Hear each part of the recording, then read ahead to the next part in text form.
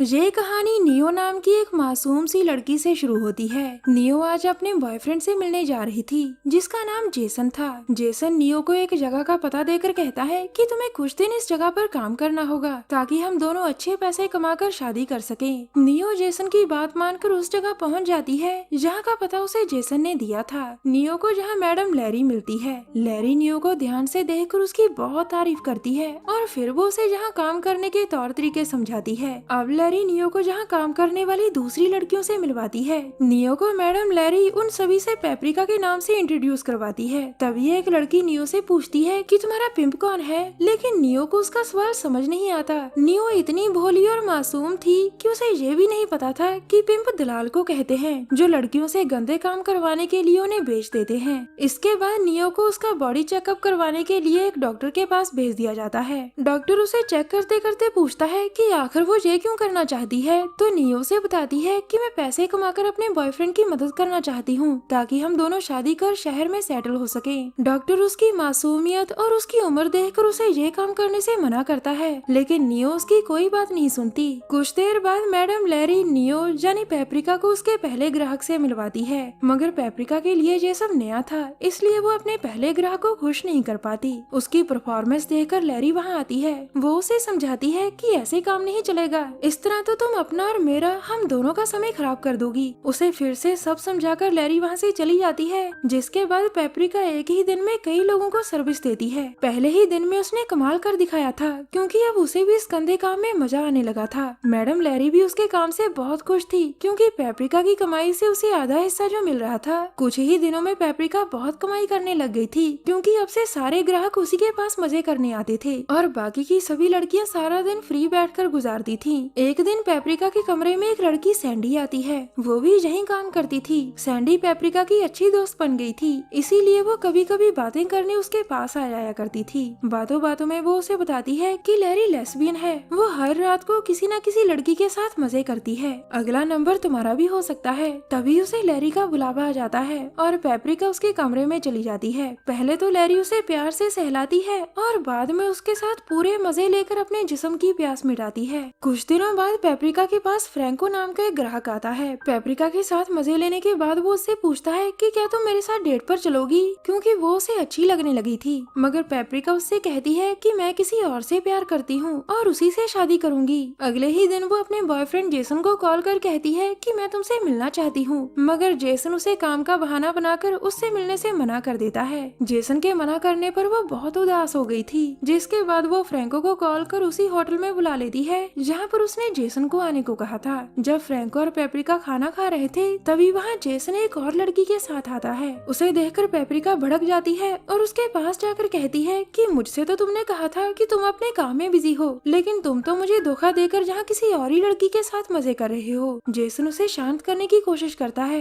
मगर पेपरिका दूसरी लड़की से पूछती है कि तुम कौन हो, मगर वो लड़की भी पेपरिका को देखकर शॉक हो गई थी। वो उसे बताती है कि मैं 3 साल से जेसन के साथ हूँ। अब जेसन उन दोनों को समझाने की कोशिश करता है, लेकिन दूसरी लड़की उसे छोड़कर वहाँ से चली जाती है। जेसन का असली रूप देखकर पेपरिका टूट गई थी, जिसके बाद वो फ्रैंको के पास जाकर उसे अपनी सारी दुख भरी कहानी सुनाती है। अब वो फ्रैंको से दिलासा देने लगता है। कुछ देर बाद पेपरिका फ्रैंको के साथ उसके घर में थी, जहाँ वो एक दूसरे को चाट चाट कर खूब प्यार करते हैं। अगली सुबह फ्रैंको से बताता है कि मैं प्रमोट होकर कैप्टन बनने वाला हूँ, मैं तुमसे प्यार करने लगा हूँ और तुमसे शादी करना चाहता हूँ। शादी कर हम दोनों जहाँ से दूर चले जाएंगे, तुम्हें ये गंदा काम करने की जरूरत नहीं। मगर पेपरिका उससे ये कहकर मना कर देती है कि अब मुझे किसी पर भरोसा नहीं, मैं बस बहुत सारा पैसा कमाना चाहती हूँ। जब पेपरिका वापिस अपने काम पर आती है तो जेसन उससे मिलने वहाँ आता है। जेसन उसे धमकी देकर कहता है कि मैंने तुम्हें यहाँ काम दिलवाया है, इसीलिए मुझे मेरा कमीशन चाहिए। मगर पेपरिका उसकी बातों को सीरियसली नहीं लेती और जेसन को वहाँ से भगा देती है। कुछ देर बाद वहाँ रॉकी नाम का आदमी उसी लड़की से मिलने आता है जिसे उसने यहाँ काम दिलवाया था। रॉकी उस लड़की से अपना कमीशन लेने जहाँ आया था,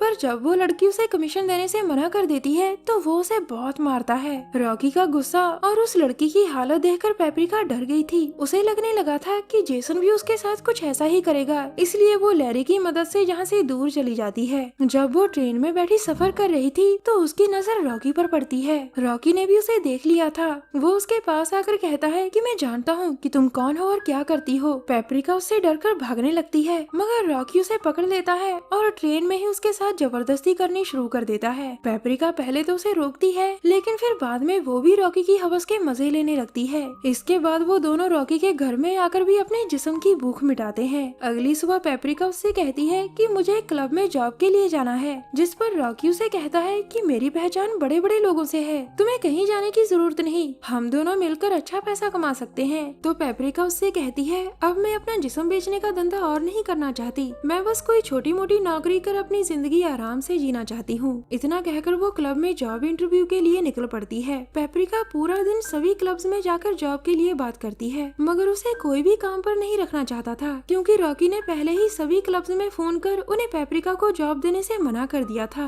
अब पेपरिका के पास कोई और रास्ता नहीं था, जिस वजह से वो ना चाहते हुए भी रॉकी के साथ मिलकर फिर से जिस्मानी हवस का धंधा शुरू कर लेती है। कुछ दिनों बाद उसने रॉकी के साथ साथ एक कोठे पर भी अपना जिस्म बेचना शुरू कर दिया था, ताकि वो ज्यादा से ज्यादा पैसे कमा सके। एक दिन कोठे पर एक बूढ़ा आदमी आता है, जिसे देखकर पेपरिका घबरा गई थी। दरअसल ये बूढ़ा आदमी पेपरिका का अंकल था, जो उसकी असलियत जानकर पहले तो काफी हैरान होता है, मगर बाद में वो पेपरिका को ब्लैकमेल करता है कि मैं तुम्हारे माता पिता को बताऊंगा कि तुम जिस्म बेचने का धंधा करती हो। पेपरिका उसकी धमकी से डर जाती है और उससे कहती है कि ऐसा मत करो, तुम जो कहोगे मैं वैसा ही करूंगी। बस फिर क्या था, अंकल तो चाहता ही यही था। जिसके बाद वो पेपरिका की जमकर बजाता है। अब वो हर रोज फ्री में पेपरिका को ठोकने लगा था, जिससे परेशान होकर वो एक दिन रॉकी से मदद मांगती है। उसके कहने पर रॉकी अपने एक दोस्त के साथ पेपरिका के अंकल के पास पहुंच जाता है और उसे मारने की धमकी देकर पेपरिका से दूर रहने को कहता है। ये सब देखकर पेपरिका बहुत खुश हो गई थी।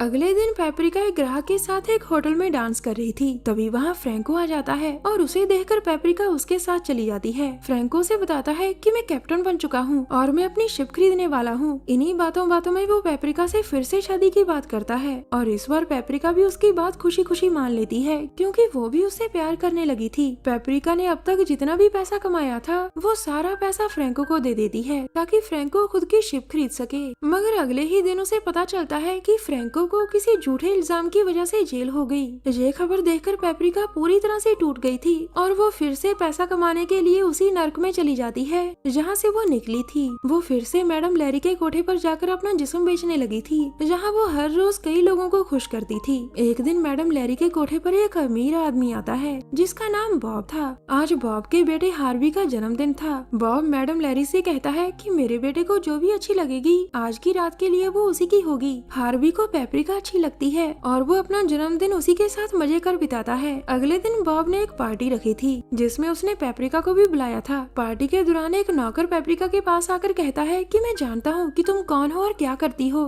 जिसके बाद वो नौकर पेपरिका को किचन में ले जाकर अपनी गर्मी निकालने लगता है। तभी वहाँ बॉब आ जाता है और नौकर को पेपरिका के साथ देखकर उसे नौकरी से ही निकाल देता है। मगर पेपरिका को बिना कपड़ों के देखकर बॉब का भी मूड बन गया था, जिसके बाद वो भी पेपरिका के साथ जमकर मजे करता है। इसी बीच वो उसे बताता है कि हार्वी की माँ के बाद मैंने बस तुम्हें ही बिना कपड़ों के देखा है। अपना काम करने के बाद वो पेपरिका से शादी कर लेता है, क्योंकि उसे सच में पेपरिका अच्छी लगने लगी थी। हार्वी भी बहुत खुश था, क्योंकि उसे इतनी खूबसूरत माँ जो मिल गई थी। कुछ दिनों बाद बॉब की सोते सोते ही मौत हो गई थी, मगर मरने से पहले उसने अपनी आधी जायदाद अपने बेटे हार्वी और आधी पेपरिका के नाम कर दी थी, जिससे वो बहुत खुश हो गई थी और वो ये खुशखबरी मैडम लैरी को जाकर सुनाती है। कुछ दिनों बाद पेपरिका फ्रैंको को जेल से निकालकर उससे शादी कर लेती है और उसे अपने पैसों से एक शिप खरीद कर देती है। कहानी के अंत में पेपरिका बहुत खुश थी, क्योंकि आज उसके पास ढेर सारे पैसे और उसका सच्चा प्यार दोनों ही थे। और इसी के साथ इस मूवी का यही अंत हो जाता है।